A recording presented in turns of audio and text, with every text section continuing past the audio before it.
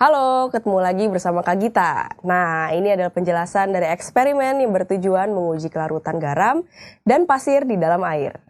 Pada tabung 1, terlihat bahwa partikel garam terlarut secara sempurna dalam air. Bagaimana hal ini bisa terjadi? Lihat animasi berikut. Ini adalah molekul air atau H2O. Molekul air memiliki kutub yang tetap, yaitu atom H sebagai kutub positif, dan atom O sebagai kutub negatif. Nah, ini adalah molekul garam. Dalam bentuk padatan, garam juga memiliki kutub yang tetap, yaitu ion Na sebagai kutub positif dan ion Cl sebagai kutub negatif. Saat garam dan air dicampur kemudian diaduk, terjadi interaksi antara molekul air dengan garam.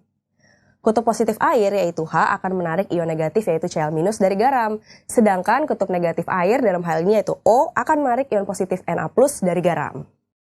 Sehingga terlarutlah garam dalam air dalam bentuk ion-ion bebas, di mana setiap ion akan dikelilingi molekul air seperti berikut ini. Ketika kita melarutkan garam atau NaCl ke dalam air, maka partikelnya akan terurai menjadi ion-ionnya dengan ukuran kurang dari 1 nanometer. Selain itu, partikel-partikel garam tercampur sangat baik dalam air.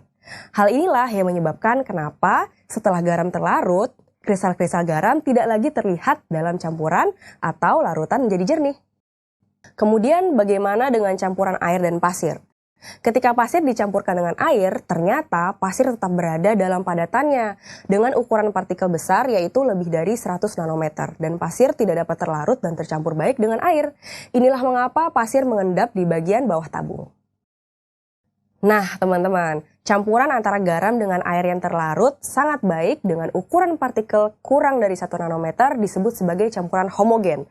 Ingat ya, di bawah 1 nanometer, campuran homogen juga disebut sebagai larutan.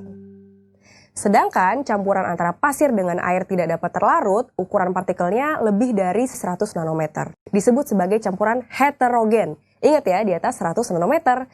Campuran heterogen ini juga disebut sebagai suspensi.